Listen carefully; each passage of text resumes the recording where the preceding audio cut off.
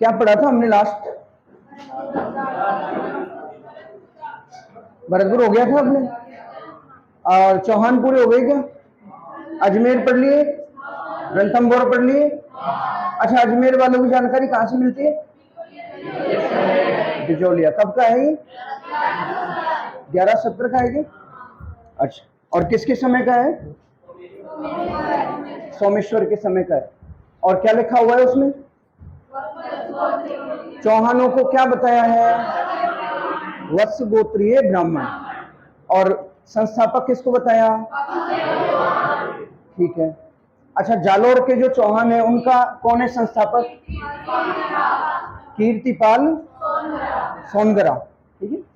एक दो नए चेहरे हैं क्या इसमें? ऐसा लग रहा है कुछ नए लोग आए।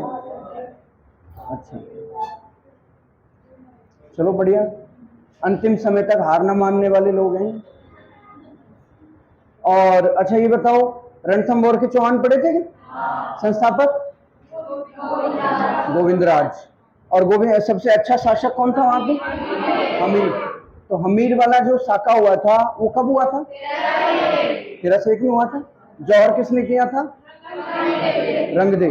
जल जौहर पढ़ते हो क्या घर जाके? कमाल कर रखा है तुमने, इतना तो मुझे ही याद नहीं। मैं ही भूल जाता हूँ रंगदे थी कौन सी थी।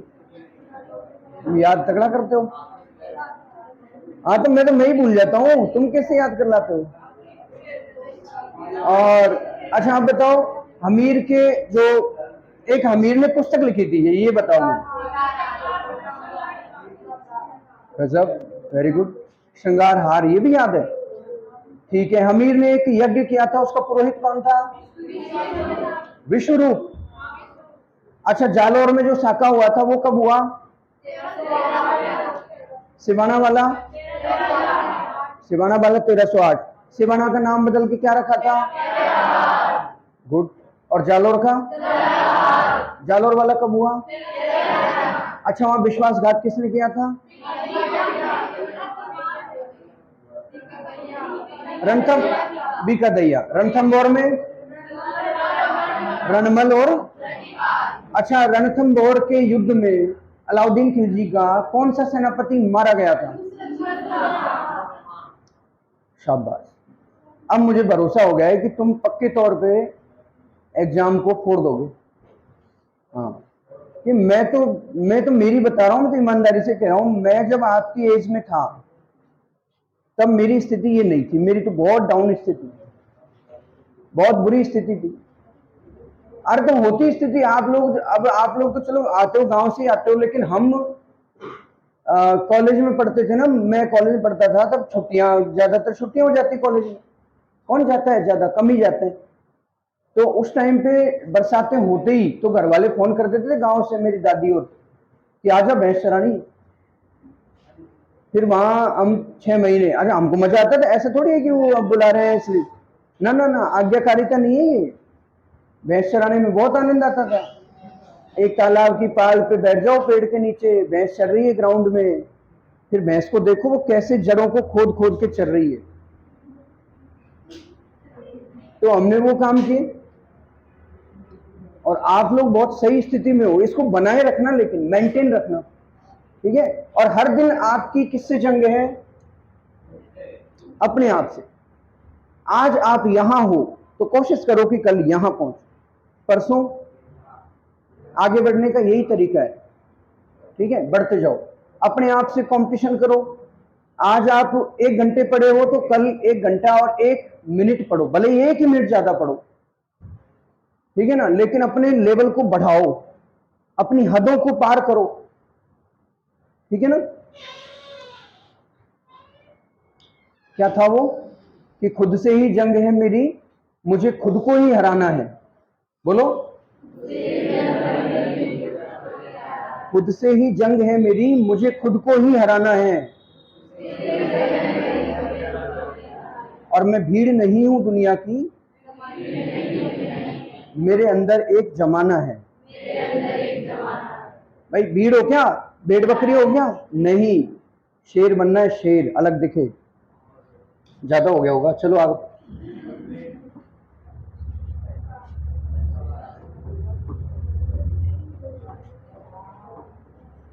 देखो भाई, कछवाहा जो थे, देखो ना, ऐसी मान्यताएं हैं भाई, कहां से आए कछवाहा। तो सबसे पहले तो आप ये देख लो। अच्छा, आप बात बंद कर देना बिल्कुल, और सामने पार्टी की तरफ ध्यान दो कि कछवाहा वंश जो है उसके बारे में कुछ मान्यताएं हैं। पहली मान्यता है कि भगवान राम के दो पुत्र थे। क्या थे? लव और कुश। और ये जो कुश थे ना, इनके वंशजों को कहा गया कुशवाहा। क्या? और कुशवाहा को धीरे धीरे हम तो जानते हैं, हम तो एक्सपर्ट हैं, हम तो कर ही देते हैं कुछ ना कुछ है। तो बहुत सारी चीजों को हम ट्रेन को टरेन बोलते हैं, है ना। तो इस तरह से हमने कुशवाहा को क्या कर दिया धीरे धीरे? कछवाहा। क्या कोई क्वेश्चन? हाँ, क्या प्रश्न है बताओ।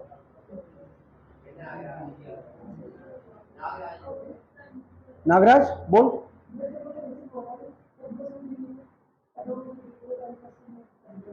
मेरी आवाज में लिख के भेज दिया कर दो, है ना। चलो, कछवाहा। अब कछवाहा जो है, अब मेरी बात सुनो, सारे प्रश्नों के जवाब मिल जाएंगे अभी, सुनो ढंग से ना। सुनो, देखिए होता क्या है कि ये जो कछवाहा वंश है, ये एक जो मत है वो तो अपने को क्या बताता है कि कुश के वंशज हैं। भगवान राम के दो पुत्र हुए और कुश के वंशज है। अच्छा, भगवान राम के पुत्र कुश के वंशज हैं, तो इसका अर्थ ये क्या हो गए? बोलो क्या हो गए? अरे सूर्यवंशी हो गए कि नहीं? तो इतना काहे सोचे हो? सूर्यवंशी हो गए ना। अच्छा, अब एक दूसरा मत है। दूसरा मत ये है, और वो ज्यादा प्रामाणिक मानते हैं उस मत को। ये कहते हैं कि भाई नरहर, नरहर एक नाम का स्थान है। नरहर क्या है? नरहर ग्वालियर के पास है। कहाँ? ग्वालियर। और यहाँ के जो शासक थे वहां से ये आए हैं। नरवर, नरहर नहीं, नरवर। हाँ, नरवर, ठीक है। नरवर के पास में, ग्वालियर के पास में, और वहां के शासक थे ये कौन? हाँ, नरवर, ठीक। वो झुंझुनू वाले नरहर आ गए, ठीक है। तो ये एक मत ये है। तो अपने को ज्यादा मतों के चक्कर में पड़ना नहीं, अपने को पूछते नहीं, अपने को केवल ये दो ही पूछेंगे भाई। अपने से पूछेंगे कि बताओ आमेर के जो कछवाहा हैं वो सूर्यवंशी हैं क्या? तो अपन लिखेंगे सूर्यवंशी। इसके अलावा अपने से पूछेंगे कि भाई ये इनका संबंध, इनमें से कौन से राजवंश का संबंध कहां से है? ग्वालियर से है, नरवर ठिकाने से है। तो अपन क्या लिख देंगे? तो दो चार लाइन लिखो, फिर आगे बढ़ते हैं। आमेर का कछवाहा वंश, ऐसे लगा लेना, आमेर। देखो, जयपुर बहुत बाद में बनता है ना, पहले क्या बनता है? आमेर।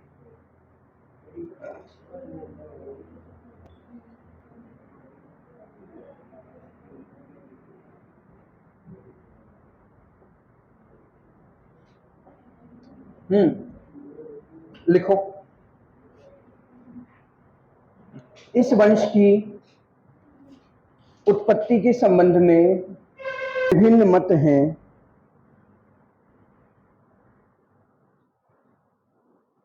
जिनमें इन्हें भगवान राम के पुत्र, भगवान राम के पुत्र कुश के वंशज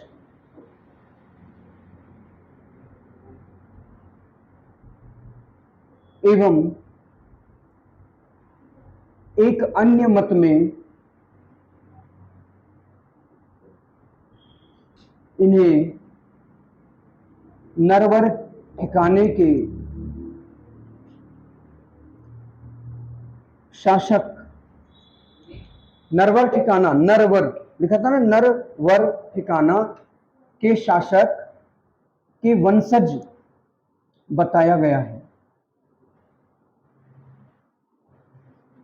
इनकी प्रारंभिक राजधानी, राजधानी लिखो, देखो सबसे पहली राजधानी कौन सी थी इनकी, बताओ कौन सी थी?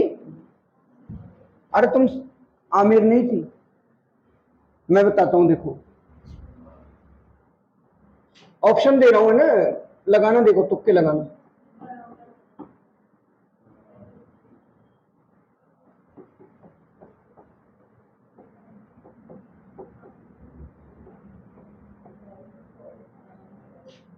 चलो बताओ भाई, सबसे पहली राजधानी कौन सी थी इनकी, बताओ।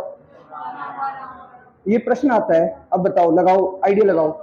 हाँ तो जम्मा रामगढ़ वाले हाथ खड़े करो। अरे खड़े करो भाई, ढंग से करो ना, क्यों? हाँ गुड। और भी कोई है क्या? दौसा वाले हाथ खड़े करो। अच्छा, और भी कोई है? आमेर वाले भी है क्या? नहीं हो?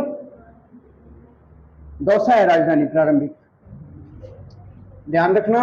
और मैं इसलिए कह रहा हूं प्रश्न पूछा जाएगा, और इसलिए क्योंकि किसी को लगता ही नहीं है कि दौसा भी राजधानी हो सकती है। दौसा ऐसे लगता है पहली राजधानी दौसा थोड़ी होगी। दौसा पहली राजधानी है किसकी?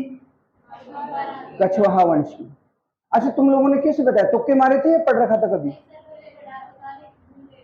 हाँ, अब याद आ गया था। और ये क्या नाम है, सौमिक, कैसे बताया तुमने? ऐसे है ना? हाँ सुनिए, सही, कैसे भी बताओ, आंसर आना चाहिए, है ना? वनडे क्रिकेट, रन बनने चाहिए, कैसे बनो। चलो तो देखो, लिखो जल्दी फटाफट कि भाई पहली राजधानी कौन सी थी? तो सर, अब लिखो पहला शासक दूल्हे राय। क्या लिखोगे? नाम है, देखो ये परेशान नहीं होना है, नाम ही ऐसा है, दूल्हे राय। इसी को कहते हैं तेजकरण। क्या कहते हैं? तेजकरण। और इसी को और क्या कहते हैं? बोलो क्या कहते हैं? ढोला ढोल मजीरा बाजे हुए, ढोला भी इसी को कहते हैं। अरे ढोला मारू कहानी नहीं सुनेगी तुमने? नहीं जानते हो क्या? ढोला मारू कहानी सुनी होगी ना? चलो बढ़िया, सुन रखी, फिर तो मैं क्या करूंगा सुना के। अरे सुन रखी होगी तुमने कहानी। तो लिखो लिखो, लिखो जल्दी लिखो। पहला शासक कौन था? दूल्हे राय। देखो ये एक्चुअली क्या था, दूल्हे राय है ना, ये तेजकरण इसका नाम था, और ये रहता था अपने नरवर, ठीक है। और वहां से ये इसके पिताजी के साथ में, वहाँ ग्वालियर में जो नरवर है वहाँ ठिकाने में कोई प्रॉब्लम हो गई थी, इनकी समस्याएं हो गई थी, तो ये जा रहे थे, और ये कहीं एक तीर्थ स्थल पे गए थे। इधर से अपने एक राजा थे, जो जैसलमेर क्षेत्र होता है ना, थार मरुस्थल, वहां के एक शासक थे, कोई जमींदार शासक थे। वो अपनी, वो भी अपने परिवार को लेकर और इधर तीर्थ स्थान पे आए हुए थे। दोनों एक जगह मिलते हैं। इधर वो राजा जो है उनका बेटा है कौन? तेजकरण, कोई 7-8, 5-6 साल का होगा। उधर उनकी बेटी का नाम है मारू, मरवण, और वो थी लगभग 3 साल की। तो इन दोनों राजाओं में आपस में थोड़ी मेल मुलाकात होती है, 2-4 दिन साथ रहते हैं, दोस्ती हो जाती है। फिर एक दिन जब दोनों बैठ के अपने शाम को कोल्ड ड्रिंक पी रहे थे, तब उनको आपस में एक वो हुई कि भाई ऐसा करते हैं, अपनी इस दोस्ती को किसमें बदल लेते हैं। सही है ना? पुराना डायलॉग है, दोस्ती को किसमें बदलो। तो इन्होंने बदल ली, अपने दोनों बच्चों की क्या कर ली? सगाई कर ली। और सगाई करके फिर मारू को ले गए, भाई ठीक है, जब बड़ी हो जाएगी तब भेज देंगे आपके। इधर ढोला बड़ा हुआ, उसको ढोला कहते थे, और इधर मारू बड़ी हुई। मारू ने बड़ी होके देखा भाई शादियां हो रही है लोगों की, तो अपने माँ से पूछा कि माँ मेरी शादी, अपना क्या, कि बेटा तेरी तो हो गई शादी। तो हो गई, कहाँ है मेरा पति, मेरा दूल्हे कहाँ है? कि तेरा पति, तेरा दूल्हा खुद दूल्हे राय है, और वो आमेर में है। तो वो जो है कोशिश करती है मिलने की, किसी तरह से वहाँ पहुँचने की, मैसेज पहुँचाने की। उधर वो जो डूले रहा था डोला, उसके पिताजी की मृत्यु हो गई थी और वो भूल भाल गया था कि अपने बचपन में भी कोई कांड कर रखा है, और उसने एक और दूसरी शादी कर ली जिसका नाम था मालवणी। क्या नाम था? मालवणी। वो मारवणी है, ध्यान रखना, रे और ले का अंतर है, ये लेवे होते हैं ना, रे और। उधर मालवणी को पता चला तो उसको डोला को मैसेज पहुंचा कि भैया आपने बचपन में एक शादी की थी, याद है क्या? और डोला ने कहा यार याद तो आ रहा है मुझे, लड़की बहुत अच्छी बढ़िया थी।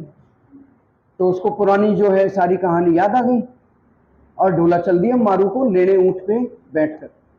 ऊंट पे बैठकर जाता तो डोला मारू कहानी में आपने ऊंट देखे होंगे, कोई चित्र बनाते हैं इस डोला मारू का चित्र बनता है तो कैसे ऊंट पे बैठ के किसको लेके जा रहा है? डोला मारवणी को लेके जा रहा है, इस तरह होता है। तो आगे वो होता है कि वो मालवणी जो होती है वो इस चीज पे ऑब्जेक्शन करती है, उसको लगता है यार अपने की सौतन आ जाएगी, अपने सारे जो है अधिकार ही छिन जाएंगे, उसको ज्यादा महत्व मिलेगा, अपना कोई इंपॉर्टेंस नहीं रहेगा, सारी प्रॉपर्टी को भी वही ले लेगी। ठीक है, तो ऐसी स्थिति में क्या करें? तो वो षड्यंत्र करती है, फिर वो कैसे भी करके और मारवणी को जहर दे देती है। मारवणी को क्या दे देती है? मरवा देती है। इधर ढोला भी अपनी जान दे देता है और दोनों मर जाते हैं और कहानी खत्म। तो ये राजस्थान की बहुत अच्छी कहानी है, विस्तार से सुनाएंगे जब आपकी परीक्षा हो जाएगी। ठीक है, अब लिखो। अरे तो ज्यादा कहानियों में मतलब भी टाइम है थोड़ा, फटाफट ये कोर्स करना है, रीजनिंग रह गई ना पूरी अभी तो। लिखो लिखो। दूल्हे राय तेजकरण, कछवाहा वंश के प्रथम शासक संस्थापक।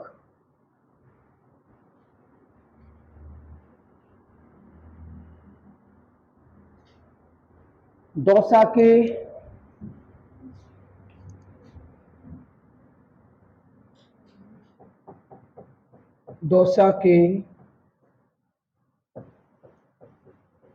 बड़ गुर्जरों, समझते हो क्या? बड़ गुर्जर एक जाति होती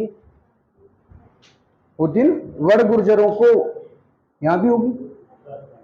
अच्छा, तो बड़ गुर्जरों को लिखो लिखो जल्दी लिखो, पीछे लिखो बराबर। बड़ गुर्जरों को परास्त करके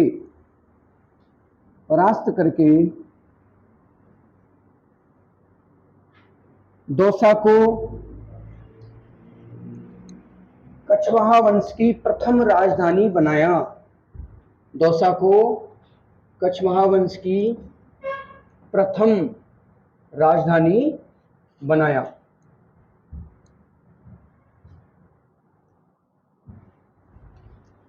अच्छा बताओ दूसरी राजधानी कौन सी थी? लगाओ तुक्का लगाओ। हमें जम्वा रामगढ़। चलो लिखो आगे। तो दौसा को पहली राजधानी बना दिया इसने, किसको हराया? बड़े गुर्जरों को हरा दिया दौसा के, ठीक है ना, बड़े वाले गुर्जरों को हरा के, और राजधानी कहाँ बनाई है? दौसा में। ठीक, लिखो अगली बात लिखो। इसके पश्चात देखो, इस दूल्हे राय की एक बेटी थी, थोड़ा कहानी सुन लो, छोटी छोटी कहानियां हैं। दूल्हे राय की बेटी थी और बेटी का नाम था जमुआ। क्या नाम था? दूल्हे राय की बेटी थी, बेटी का नाम क्या था? जमुआ। ठीक, और जमुआ जो है किसी कारण चल बसी, मृत्यु हो गई, और बेटी की मृत्यु हो गई। और आपको पता ही है जो इस तरह पहले ये मान्यताएं थी, अपने अंधविश्वास थे, अपनी मान्यताएं थी, अपनी श्रद्धा थी, जो भी था, लेकिन पहले ये था कि घर में, वंश में, परिवार में यदि किसी कम आयु में किसी की मृत्यु हो जाती थी तो उसको फिर देवी देवता बना देते थे। होता था ना भाई, कम आयु में मृत्यु हो जाएगी, वो थोड़े 2-3 साल बाद प्रकट जाते हैं, भाई प्रकट गए, दर्श दे दिए। होता है क्या? होता है क्या आप लोगों के? फिर वो माथे आते हैं किसी के परिवार में, फिर वो अपना परिचय देते हैं। होता है क्या? अरे मैं ऐसे ही कह रहा हूँ, होता है। हाँ, तो वो परिचय देते हैं, फिर परिचय देके और फिर उनको गंगा जी का स्नान करवा देते हैं और फिर उनकी मूर्ति बना के अपने सुबह शाम तो इसी तरह से जम्मू, अब देखो इसी तरह से मैं नहीं कह रहा हूं कैमरे के सामने काट देना कुछ अलग हो, पर मैं ये कह रहा हूं कि उनके कुल में, मैं आपको याद कराने के लिए ऐसा बोल रहा हूं कि आमेर राजवंश के कुल में दूल्हे राय की पुत्री हुई, पुत्री का नाम है जमुआ, और उसकी हो गई मृत्यु, और मृत्यु होने के बाद वो जमुआए माता के नाम से जमुआ रामगढ़, पहले नाम क्या था रामगढ़, उसका नाम क्या रखा जमुआ रामगढ़। वहां पे मीणाओं का शासन था, और मीणाओं को हराया किन्होंने, कछवाहों ने, और कछवाहों ने मीणाओं को हरा कर वहां अपना शासन स्थापित किया, और कछवाहा वंश की सेकंड राजधानी कौन सी बन जाएगी, जमुआ। तो ये हो गई द्वितीय, ठीक है क्या, और फिर ये तृतीय, और ये चतुर्थ, ये बात। अच्छा, दूल्हे राय ने 2 राजधानियां बनाई, कौन कौन सी बनाई, दौसा और जंबा, और आमेर को राजधानी बनाने वाला अभी आएगा, जानते हो क्या, सुना है क्या नाम,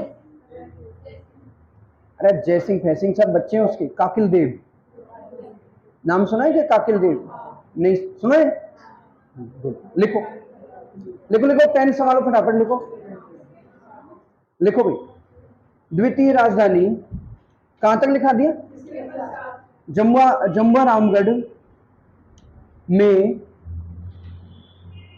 मीणा शासन को समाप्त करके, मीणा शासन को समाप्त करके जमुआ रामगढ़ को अपनी दूसरी राजधानी बनाया, बना दिया।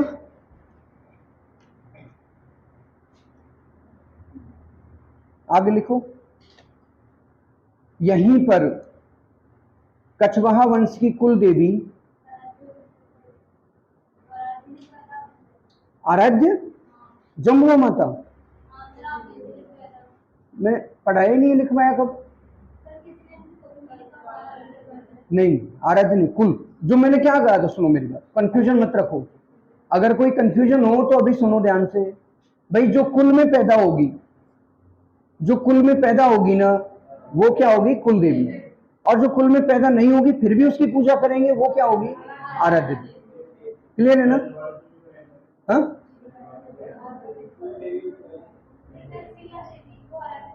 शिला देवी आराध्य देवी, जो वहां से लाए थे ना केदार, बंगाल से, मानसिंह बंगाल से एक राजा थे केदार, उसको परास्त करके और शिला माता की मूर्ति लाते हैं। ऐसा कहा जाता था भाई केदार जो है वो राजा केदार बार बार जीत रहा था, हार ही नहीं रहा था, तो मानसिंह लगा यार ये हार क्यों नहीं रहा है, तो पता चलवाया, तो पता चला कि यार केदार जो है ना वो एक शिला माता की मूर्ति है, उसको पूजता है, और उसके पूजने से उसमें ताकत आ जाती है, और फिर वो हारता नहीं है, तो क्या करें, तो पहले मानसिंह ने उस मूर्ति को ही मंगवा लिया अपने पास, और फिर खुद ने पूजा की, अगली बार केदार हार गया, और फिर उस मूर्ति को लाकर आमेर में शिला माता का मंदिर स्थापित कराया, और आमेर का जो शिला माता का मंदिर है वो कैसी देवी हो गई, कछवाहा वंश की आराध्य, आराध्य का मतलब जिसको पूजा गया हो, और कुल देवी मतलब जो कुल में पैदा हुई है, ठीक है। अब करणी माता बताओ राठौड़ों की कैसी देवी है, कौन कह रहा है कुल देवी, करणी माता राठौड़ थी क्या, चारणों में पैदा हुई, चारणों की कुल देवी है वो, करणी माता चारण थी, चारण जानते हो ना, चारण जाति होती है, ओबीसी में आती है, तो चारण, चारण थी कौन, करणी माता, इसलिए अपने राठौड़ों के कुल में पैदा नहीं हुई, तो कौन सी देवी होगी, आराध्य देवी, आराध्य देवी कहीं भी देख लेना, अगर कुल देवी आता है करणी माता के लिए तो गलत, करणी माता कैसी हो जाएगी, आराध्य। नागणेची माता कुल देवी, कुल देवी कौन सी है, नागणेची।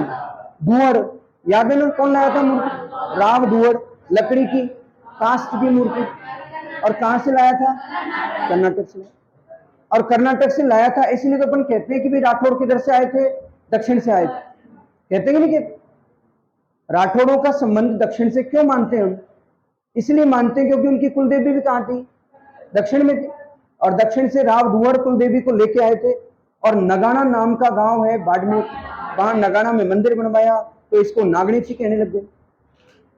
बात क्लियर है क्या, हाँ, कंफ्यूजन मत रखो, क्वेश्चन गलत नहीं होना चाहिए, पूछ लिया करो, भले 4 बार पूछो, प्रश्न गलत नहीं होना चाहिए, बिल्कुल क्लियर रखो ना आप। भाई आपके याद करने की जरूरत कहाँ है आपको, मैं जब मैं बता रहा हूं कि दूल्हे राय की एक पुत्री थी, क्यों बता रहा हूं मैं? मुझे इनकी वंशावली बतानी है कि उसके जाने कितनी पुत्रियां होंगी, जाने कितने पुत्र होंगे, क्यों बता रहा हूं? ताकि आपको याद रहे कि वो जन्म किस में हुआ है, उसका कुल में, इसलिए वो क्या है, इसलिए बता रहा हूं। समझ गए क्या? चलो लिखो। तो जम्वा रामगढ़ में कछवाहा वंश की कुल देवी का मंदिर भी किसने बनवाया? दूल्हे राय। तो जम्वा रामगढ़ में कछवाहा वंश की कुल देवी जमुवाय माता, क्या नाम लिखोगे? जमुवाय माता।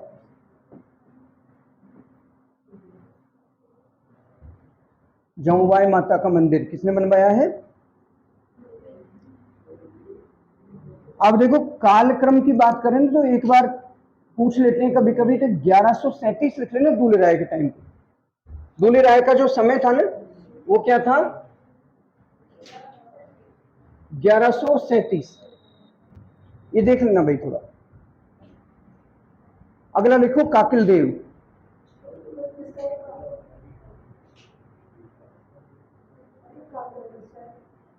कालक्रम दूल्हे राय का 1137 में किया था उसने स्थापना, कछवाहा वंश की स्थापना दूल्हे राय ने कब की थी? 1137, अगर कोई बाई चांस आ जाए तो, ठीक है। अगला लिखो काकिल देव, क्या लिखेंगे? काकिल देव। ज्यादा कुछ नहीं लिखना है इसके बारे में, केवल इतना सा लिखना है 1207 में आमेर को, 1207 में देखो पहले तो ये बेचारे मीणाओं को बहुत हराते हैं कछवाहा वाले, पहले तो इन्होंने जम्वा रामगढ़ से हराया इनको, जम्वा रामगढ़ से हटा दिया, फिर ये काकिल देव आया, काकिल देव ने, अरे सुनो भाई आपसी मजाक नहीं, काकिल देव ने क्या किया? आमेर की मीणाओं को हराया, और आमेर की मीणाओं को हरा के राजधानी बनाया आमेर को। अब आमेर कौन सी राजधानी बनेगी? पता चल गया, लिख दो फिर। काकिल देव ने 1207 में आमेर के मीणाओं को नहीं, मीणा शासकों, शासक लिखो, राजा थे कोई ऐसे थोड़ी। मीणाओं का राज कहां कहां रहा है राजस्थान में, पता है क्या आपको? बताओ मीणा शासन कहां कहां था? अरे पहले तो ये बताओ मीणा कितने हैं आप में से, हाथ खड़े करो। मीणा मीणा 1 2 3 बस 4 और 5, शाबाश, वेरी गुड। देखो फिर भी मुझे लगता है कम है, थोड़े और होने चाहिए यार, जनजाति के जो है प्रतिनिधित्व की कमी है, मजा ही नहीं आता है। 10-20 तो होने चाहिए क्लास में कम से कम, है 20 तो कम से कम होने चाहिए। आप इतने 60-70 लोग बैठे हो, कम से कम 20 तो हो। चलो लिखो। तो आमेर के, अच्छा मैं बताऊं, राजपूताना में, राजस्थान में मीणाओं का शासन कहाँ था? एक तो आमेर में था, एक जमुआ रामगढ़ में था, जिसको जमुआ रामगढ़ बाद में, पहले रामगढ़ था वो है। फिर कोटा में था, कोटा में कोटिया मीणा। कोटा में कौन था? भील था वैसे तो, पर कोटिया भील मीणा एक ही बात है, तो कोटिया मीणा, कोटिया मीणा के नाम पे क्या बनाया वो? कोटा। और बूंदी, बूंदी में कौन था? कौन था बताओ? तो कमारा है, बूंदा मीणा कोई नाम होता है क्या? होता है, यही नाम था, बूंदा मीणा। बूंदा मीणा के नाम पे क्या बनी है? मजाक नहीं है, सही है। कोटिया भील के नाम पे कोटा, बूंदा मीणा के नाम पे बूंदी। लिख डालो फटाफट। तो काकिल देव ने राजधानी कब बनाई है? 1207 में। आमेर को कौन सी राजधानी बनाई? तृतीय राजधानी बनाई। दोबारा बोलूं? लिखो क्या था? काकिल देव ने 1207 में आमेर को मीणा शासकों से मीणा शासकों से मुक्त कराकर, क्या कराकर, मुक्त कराकर तृतीय राजधानी बनाया। अब आ जाओ सीधे भारमल। ऐसे तो बीच में और भी हैं, लेकिन अपने कहाँ आ जाओ, भारमल। देखो इनके बीच में क्या होता है, एक राजा है जो, ऐसे सुन लो आपको। अच्छा बताओ, खानवा के युद्ध में आमेर की तरफ से लड़ने कौन गया था? ठीक है, वेरी गुड। पृथ्वीराज कछवाहा के 12 पुत्र थे। कितने पुत्र थे? 12 बेटे थे। और 12 बेटे थे तो पृथ्वीराज कछवाहा ने अपने राज्य को, जब ये खानवा के युद्ध में गया था ना, तो कि भाई मैं क्या पता मैं युद्ध लड़ने जा रहा हूँ, वापस आऊं तो आऊं, है वहीं काम आ जाऊं। तो अगर मैं वहां काम आ जाऊं तो फिर क्या करना है, मेरे राज्य को 12 पुत्र हैं, इनमें 12 में 12 टुकड़े कर दिए उसने। एक तरह से वही जागीरदारी, मैंने आपको बताया था कि एक बनेगा राजा और बाकी क्या बनेंगे, सामंत बनेंगे, जागीरदार बनेंगे। तो अब प्रश्न ये भी आता है कि भाई आमेर राज्य की जागीरदारी व्यवस्था को क्या कहते थे? तो क्या कहते थे? आमेर राज्य की सामंती व्यवस्था को, जागीरदारी व्यवस्था को कहते थे 12 कोटड़ी। 2-3 लाइन इसकी भी लिख लो, भारमल से पहले लिख लो।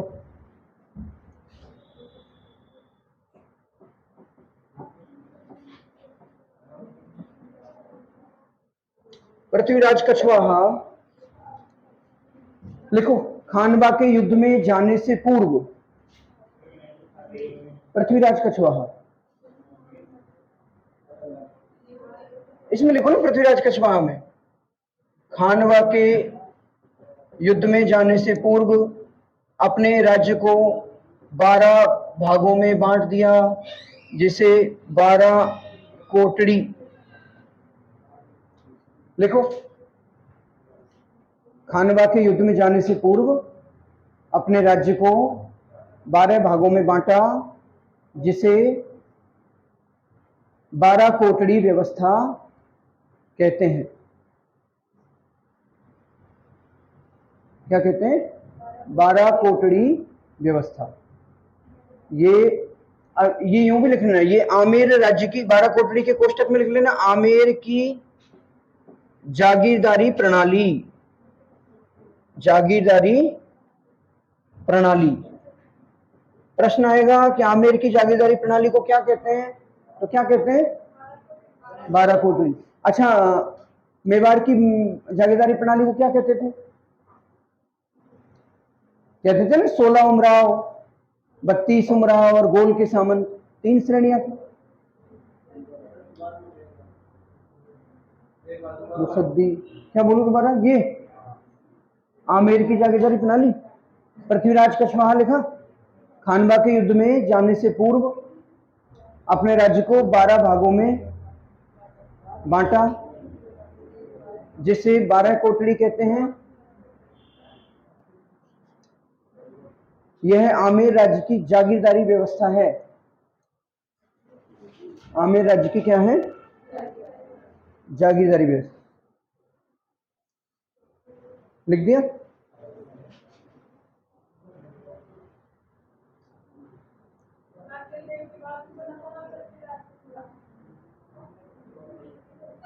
पृथ्वीराज काकिल देव तो 1207 में है।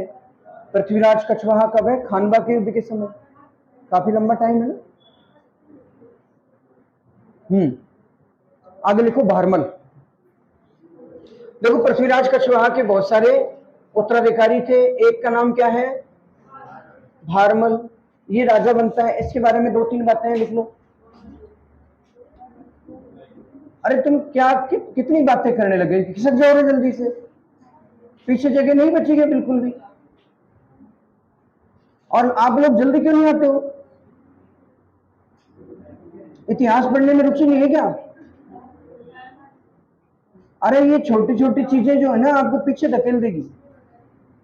आपको लग रहा होगा कि यार कोई नहीं, अपन आधे घंटे, ये छोटी चीजें है ना, ये आपको बहुत पीछे ले जाएंगी, इसलिए पीछे नहीं रहना है। अगला लिखो भारमल, और भारमल के बारे में पहली बात लिखो कि सबसे पहले तो ये लिखो कि अकबर से वैवाहिक संबंध, अकबर से वैवाहिक संबंध स्थापित करने वाला, वैवाहिक संबंध स्थापित करने वाला प्रथम राजपूत शासक। और जल्दी लिखो, मैं दोबारा नहीं बोलूंगा, बिल्कुल फटाफट पेन चलाओ, लिखाने में ही आधा टाइम चला जाता है। अकबर से वैवाहिक संबंध स्थापित करने वाला प्रथम राजपूत शासक। ठीक, दूसरी बात लिखो, एक था मजनू खां। क्या नाम था? मजनू, वही लैला मजनू वाला, और वेलकम मूवी में भी आता है ना मजनू भाई। और एक था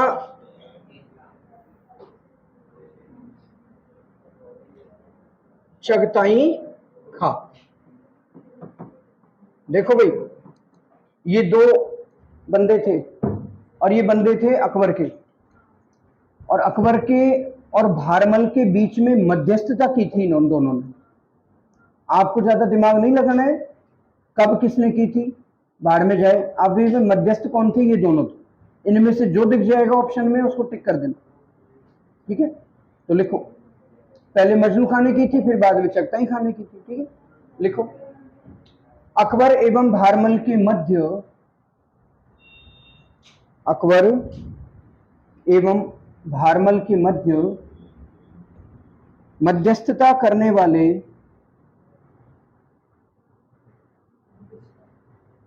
और फिर आगे लिख लो मजनू खां, चगताई खां। मध्यस्थता का मतलब होता है, ये देखो मध्यस्थ। अरे बिचौलिया जानते हो क्या? शादी ब्याह करवाते हैं ना बिचौलिए, बीच में पढ़ते हैं कि साहब हम बताते हैं आपको, बेटा उनका बेटा बहुत बढ़िया है, वहां कर दो, हमारी गारंटी है।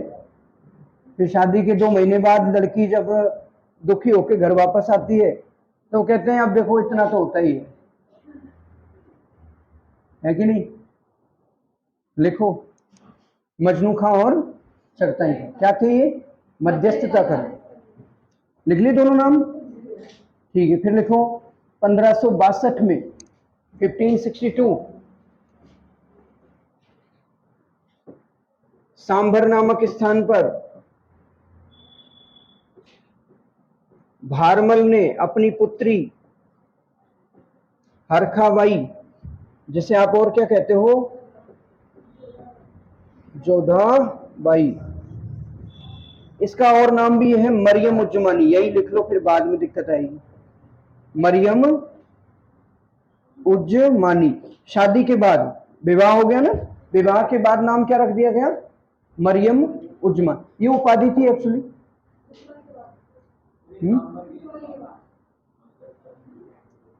सांभर क्या हुआ? सांभर में नहीं हुआ था क्या? कोई दिक्कत है? नहीं करवाए सांभर में? लिखो लिखो, 1562 में भारमल ने अपनी पुत्री हरखाबाई अका जोधाबाई का विवाह अकबर के साथ किया। सांभर में, एवं अकबर की अधीनता स्वीकार कर ली।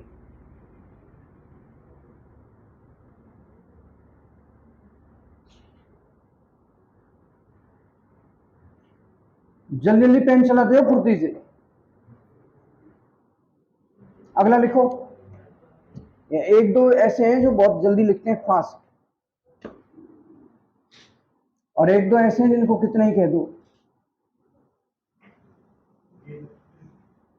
हो गया क्या? लिखो भगवान दास। अगले राजा का नाम क्या है?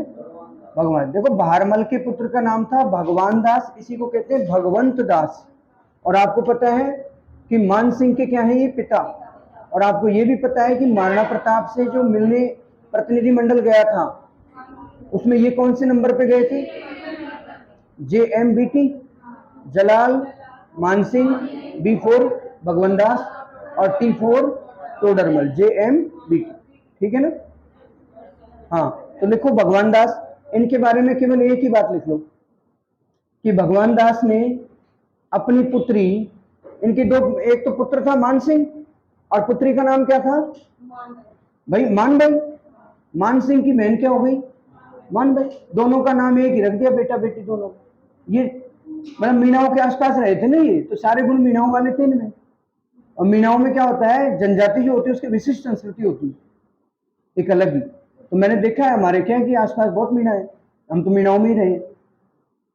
तो वहां क्या होता है कि कई बार क्या होता है, अब हम भी ऐसे ही करते हैं, मीणा नहीं है वो, एक कल्चर हो जाता है पूरे कि भाई 4 बहन भाई हैं, तो दुकान पे गए, कपड़ा लिया चारों को एक जैसा, भाइयों के लिए उनमें से बन गई पैंट शर्ट और बहनों के लिए बन गए उसमें से सूट। ये चारों के चारों डिट्टो। मजा आ जाता है देख के, देखने वाले को, यार ये खूब है बारात। तो लिखो क्या नाम था, याद रखना, मान सिंह की कोई पुत्री नहीं थी। किसकी पुत्री है, भगवान दास। मान सिंह के बहन है मानी बाई, ठीक है ना, लिखो। मान सिंह की बहन का क्या नाम है, मानी बाई।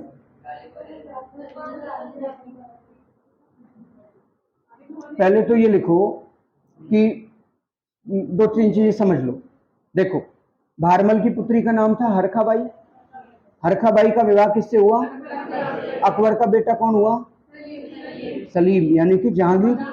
अब जहांगीर से विवाह हो गया किसका, मानी। बुआ भतीजी दोनों, समझ गए क्या। अब लिखो, अरे तो कई पुत्रियां होती थी, कोई अलग रही होगी, कोई दासियों की भी रहती थी। ज्यादातर क्या होता था, मैंने आपको पहले ही बताया कि राजाओं के कई पुत्रियां होती थी, है ना, कई संतानें होती थी, पुत्र होते थे, 50 पुत्र 50।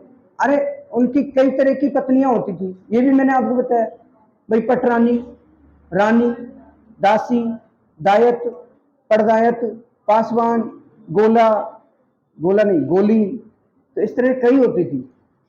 8-7 कैटेगरी होती थी पत्नियों की। अब इतनी पत्नियां होंगी तो बहुत सारे पुत्र होंगे, बहुत सारी पुत्रियां होंगी। आपको तो पता ही है, चाचा और मेरा याद है क्या, मोकल को निपटा दिया उन्होंने। क्यों, क्योंकि उनकी माता कौन थी, दासी थी, और वो जो है उसकी जाति राजपूत नहीं थी, खातियों की थी जहांगीर। अब उसने पूछ लिया मोकल जी ने कि भाई ये पेड़ बताना चाचा कौन सा है। अब उसने तो ऐसे पूछा था भाई, बड़ा है चाचा मैं छोटा हूं, उसको नहीं पता था चाचा इस बात पे इतना नाराज होगा कि अच्छा मुझसे पेड़ पूछा है, मतलब मैं कौन हूं, खाती, मुझे खाती बोलना चाह रहा है तू, कर दिया खेल। तो इसलिए ये बहुत सारी संतानें होती थी, इनमें से एक संतान कौन थी, हरखाबाई, कि भाई ठीक है, और नाम तो राजा, पुत्री तो राजा की है, लेकिन दासियों की भी पुत्री होती थी, राजा का क्या गया, राजा की तरफ से तो हजारों पुत्र पुत्रियां हो जाओ, दिक्कत क्या है। तो ऐसे, तो लिखो, भगवान दास की पुत्री मानीबाई का विवाह जहांगीर के साथ हुआ।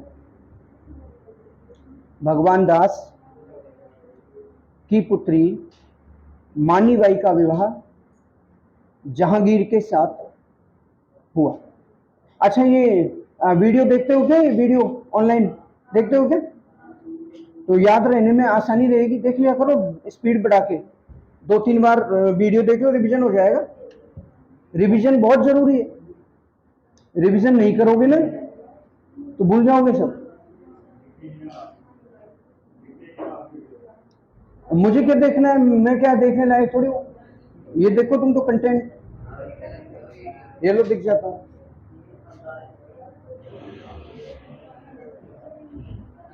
ठीक है, बस ठीक है, ठीक है, अभी लिख रहा हूँ ना, चलो चलो सुनो, अभी सुनो, ज्यादा इधर नहीं।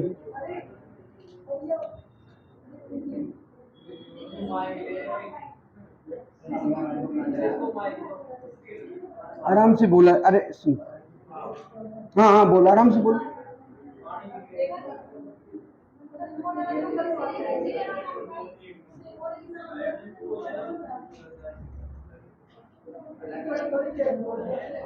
अरे तुम मेरी बात सुनो, सबसे सही तरीका ये होता है कि पर्ची लिखो और पर्ची को यहाँ, अब आप पर्ची पे प्रश्न लिखो, अपना प्रश्न लिख के उसको, और यहाँ इनको दो, ये इनको दो, ये मुझे दे दी, इन बता दूंगा। ऐसे टाइम बर्बाद होता है, ठीक है।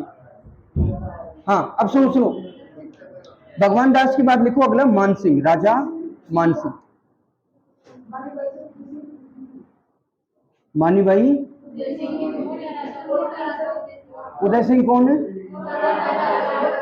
अरे वो मारवाड़ में है ना, वो उसको यहाँ क्यों ला रहे हो?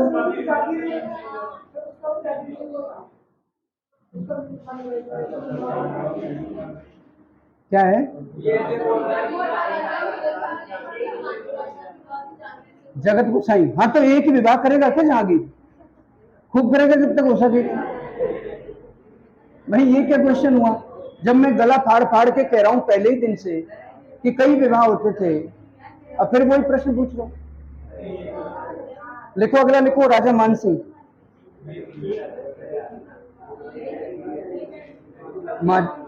राजा मानसिंह। अरे तुम बातें मत करो भाई, एक बार कोई चर्चा छेड़ देते हो सब चर्चाओं में।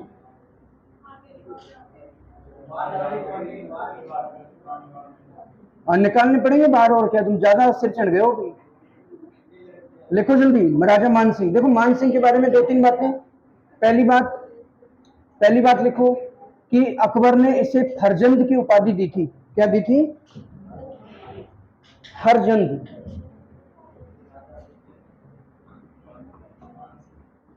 पीछे मत रह जाना कोई भी, लिखो जल्दी। फरजंद, फरजंद का मतलब होता है पुत्र जैसा। फरजंद का मतलब क्या होता है? पुत्र जैसे। तो फरजंद की उपाधि किसको दी है? मानसिंह को। एक बात हो गई। दूसरी बात लिखो,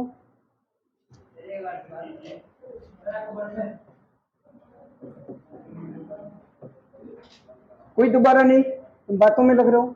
टाइम थोड़ी इतना, 5 मिनट बची, मुझे 9:30 से मेरी मतलब स्टडी शुरू करनी। लिखो, मानसिंह को अकबर ने फरजंद की उपाधि प्रदान की। अगली लाइन लिखो, बंगाल के सूबेदार रहते समय,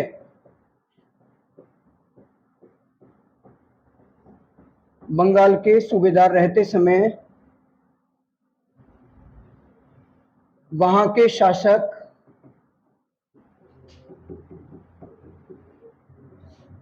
केदार को हराया।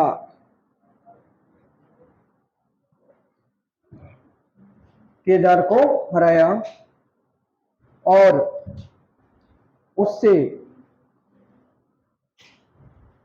शिला माता की मूर्ति प्राप्त की।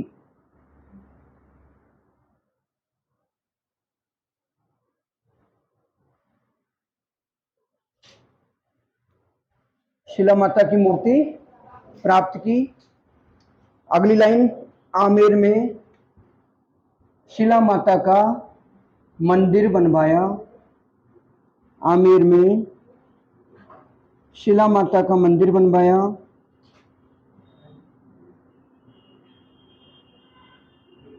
शिला माता का मंदिर बनवा दिया। और यह कछवाहा वंश की आराध्य देवी है। कैसी देवी है? आराध्य। ठीक है ना, क्लियर है ना? कछवाहा वंश की कैसी देवी हो गई? आराध्य देवी। लिखो अगली लाइन, इनका एक पुत्र था। मानसिंह जो है, इनके पुत्र तो कई थे, लेकिन एक पुत्र था जिसका नाम था जगत सिंह। और जगत सिंह जो है वो एक युद्ध में काम आ गया। अरे काम आना समझते हो क्या? वीर गति को प्राप्त। तो जो वीर गति पाई थी उसका नाम क्या था? जगत सिंह। और आमेर के जो मानसिंह है, उनकी एक रानी थी कनकावती, और वो पुत्र किसका था? कनकावती। भाई उसकी, जगत सिंह की माँ का नाम क्या था? कनकावती। कौन सी वती? कनकावती। याद रहेगा, कौन सी वती है? कनकावती। और बोलो एक दो बार। कनकावती किसकी माँ है? जगत सिंह की। जगत सिंह की माँ कनकावती, और कनकावती ने मान सिंह से कहा, जिद की। अब पहले तो जिद ये करते थे भाई हमको मोबाइल दिलाओ, हमको ये दिलाओ। अब मोबाइल तो थे नहीं, तो जगत सिंह वीरगति को प्राप्त हो गया था, और कई पुत्र होते थे, वीरगति को प्राप्त हो गया, चलो कोई ना, ज्यादा दुख नहीं होता, उल्टा गर्व होता था। अपने राजपूताने की परंपरा है भाई, कोई वीरगति को प्राप्त होता है। आज भी देख लो कितना उसको महिमा मंडित करते हैं, कितनी महानता मानी जाती है, मान जाती है भाई। देश के लिए जो शहीद होते हैं, इस तरह से जब जगत सिंह की मृत्यु हुई, वीरगति को प्राप्त हुआ, तो कनकावती ने मान सिंह जी से कहकर आमेर में एक मंदिर बनवाया, और उस मंदिर का नाम कौन सा है? जगत शिरोमणि मंदिर। याद रहेगा ना, कौन सा मंदिर है? जगत। अब इस मंदिर की खास बात एक और है कि, हाँ वेरी गुड, कि इसमें वो मूर्ति है, जगत शिरोमणि मंदिर, पहली बात तो कृष्ण भगवान का है, श्री कृष्ण का है, और इसमें मूर्ति भी वो है जो जिसकी पूजा मीराबाई करती थी। भाई चित्तौड़ पे तो अधिकार हो ही गया था ना मान सिंह का, मुगलों का, और मुगलों का हो गया तो मान सिंह का हो गया। भाई अकबर तो फूफा ही है, तो दिक्कत ही नहीं। तो आमेर के मान सिंह ने चित्तौड़ से मीराबाई की जो मूर्ति थी ना, जिसकी मीराबाई खुद पूजा करती थी, उस मूर्ति को लाकर और आमेर में जगत शिरोमणि मंदिर बनवाया। और किसके कहने पर बनवाया? अपनी रानी कनकावती के कहने में बनवाया। और किसकी याद में बनवाया? तो पुत्र जगत सिंह की याद। ये बातें याद रह जाएंगी क्या? अरे याद हो जाएगी क्या ये बातें? अरे लिखाऊंगा तो सही मूर्खों, मैं तो पूछ रहा हूं याद हो जाएगी क्या? लिखो, लिखवाना तो है ही, मैं तो पूछ रहा हूं कि समझ में आया कि नहीं। हाँ लिखो। मान सिंह ने लिखो, जल्दी लिखो।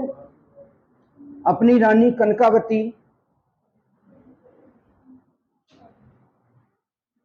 के की इच्छानुसार, अपनी रानी कनकावती की इच्छानुसार, इच्छानुसार लिखना जानते हो? हाँ, नमक कितना? हाँ वही बात है। तो अपनी रानी कनकावती की इच्छानुसार आमेर में अपने पुत्र जगत सिंह की याद में, याद की जगह स्मृति लिखना है, स्मृति अच्छा शब्द, जगत सिंह की स्मृति में अपने पुत्र जगत सिंह की स्मृति में जगत शिरोमणि मंदिर का निर्माण करवाया। अपने पुत्र जगत सिंह की स्मृति में जगत शिरोमणि मंदिर का निर्माण करवाया।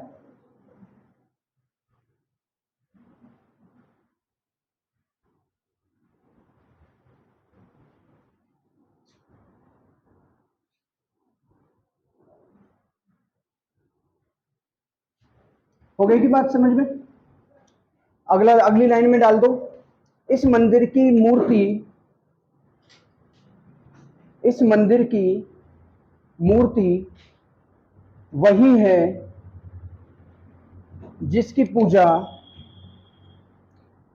चित्तौड़गढ़ में महान संत मीराबाई करती थी। महान संत कौन करती थी? मीराबाई। ठीक है,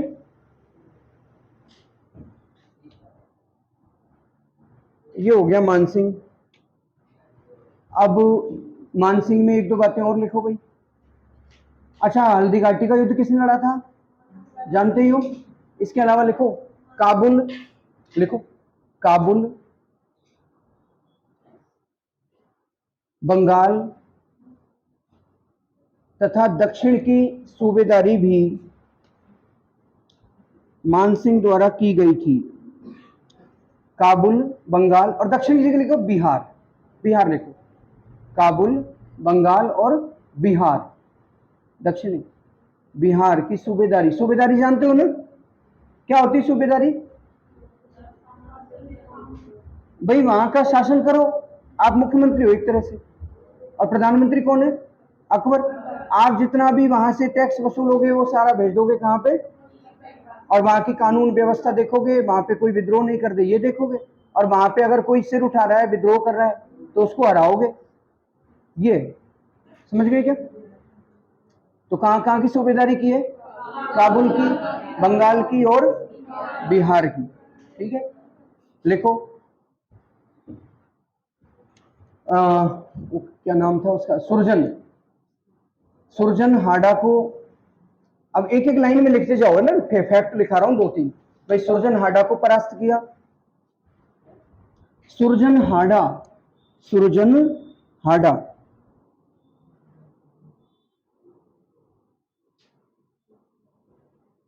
सुरजन हाडा के बाद लिखो 76 में, 1576 में हल्दी घाटी का युद्ध लड़ा। हल्दी घाटी का युद्ध लड़ा, सुरजन हाडा को हराया, बूंदी का था, रणथंभ में था। ठीक है, फिर हल्दी घाटी का युद्ध लड़ा। ठीक है, उसके बाद ये इधर काबुल की तरफ चला गया था, जो अपने कोई ज्यादा नहीं। फिर लिखो बंगाल में जब था ना ये, तो इसने दो शहर बसाए थे। एक का नाम है अकबर नगर। लिखो अकबर नगर, बंगाल में। बंगाल में अकबर नगर, तथा बिहार में मानपुर। बंगाल में क्या? अकबर नगर। अकबर नगर तो कहां? बंगाल। और मानपुर कहां? भाई एक खुद के नाम पर और एक फूफा जी के नाम पर।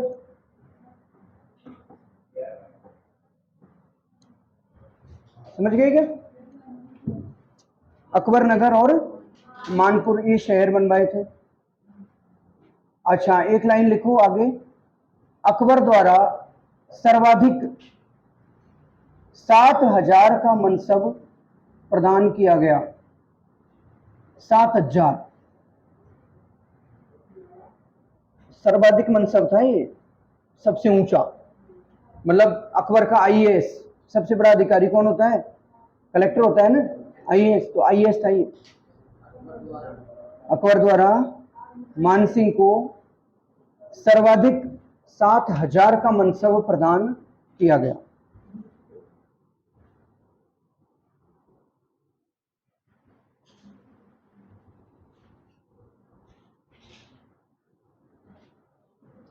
आमेर के महलों का निर्माण भी इसी ने कराया। एक और लाइन लिख लो, आमेर के महलों का निर्माण कराया।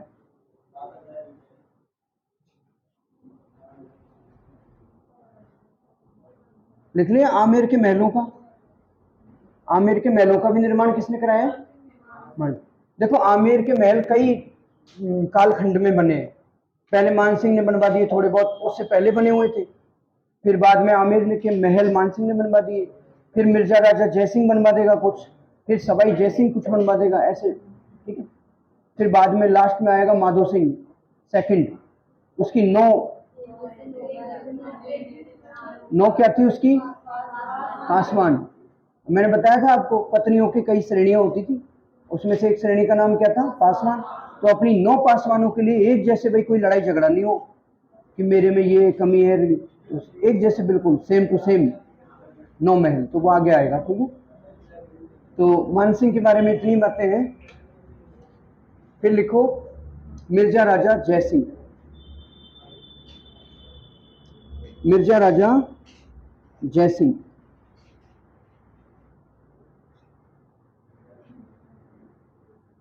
अच्छा, एक दरबारी विद्वान और लिखो। दरबारी विद्वान तो रही है, लिखो लिखो, मानसिंह कंप्लीट करते हैं। मानसिंह में एक लिखो दरबारी विद्वान। दरबारी विद्वान, दरबारी विद्वान होते हैं ना। पहला लिखो जगन्नाथ।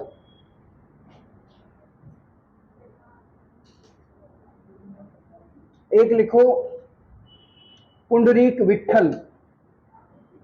पुंडरीक विठल। जगन्नाथ लिख लिया क्या? देखो ये है पुंडरीक और ये है विठल। ठीक है। और पुंडरीक विट्ठल जो है ना, ये बहुत बड़े विद्वान थे। ध्यान रखना, ये पुंडरीक नाम के दो व्यक्ति आएंगे।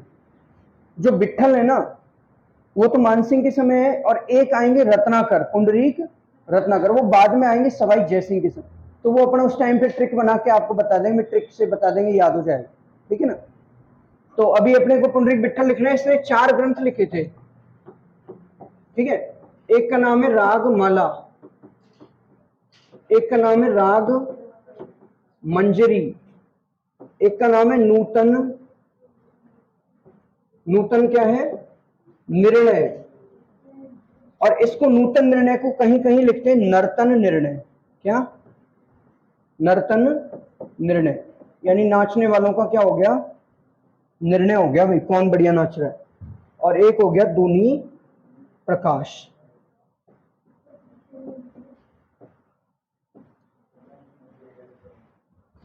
देखो भाई क्या होता है, पुंडरीक विट्ठल, तो पुंडरीक एक जगह, विट्ठल, विट्ठल मतलब बैठे हुए थे, पुंडरीक एक जगह क्या थे, बैठे हुए थे, तभी वहां पे, और बैठकर क्या कर रहे थे, माला जप रहे थे।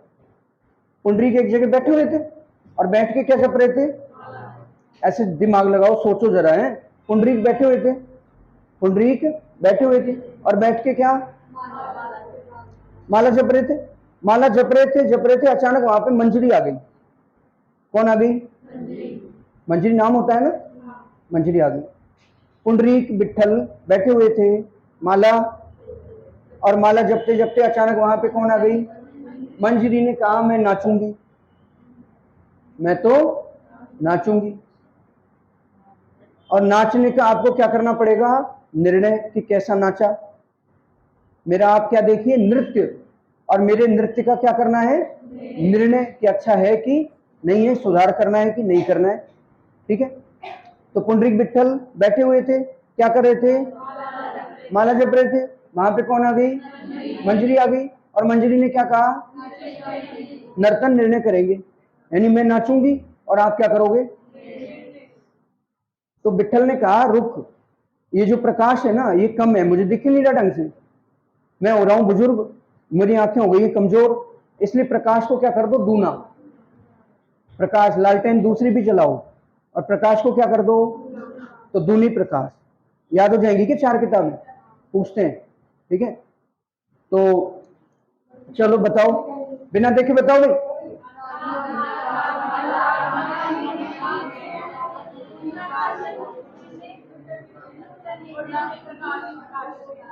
याद हो गई क्या, किस किस को याद हो गई, हाथ खड़े करो। अच्छा, चलो ये लड़का बताएगा ये, सुनो सुनो, दूनी, वेरी गुड। देखो यहां बैठे बैठे याद कर ली इसने, इसका मतलब तो आप लोग सेलेक्ट हो जाओगे। तो ज्यादा ही पढ़ रहे हो कुछ, इतना हमारे बस का नहीं होता, हम नहीं पढ़ पाते हैं इतना, इतना पढ़ना हमारे बस में, आप लोग अच्छे मेहनत करते हो। तो कल अपन ज्यादा पढ़ेंगे थोड़ा,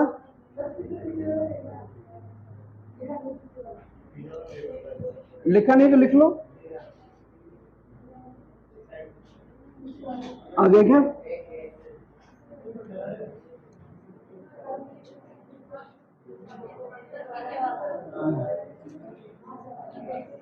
देखो पुंडरीक विट्ठल, जगन्नाथ, है ना, और एक कौन था, पुंडरीक, पहले पुंडरीक विट्ठल लिखो, पुंडरीक विट्ठल की 4 किताबें लिखो, फटाफट लिखो, टाइम हो गया, जल्दी लिखो।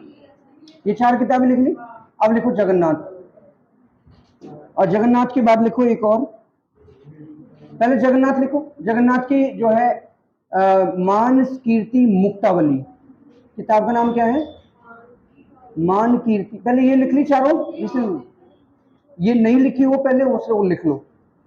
पुंडरीक विट्ठल की 4 पुस्तकें हैं, अरे लिख रहे हैं उनको लिखने दो, 9:30 बज गए।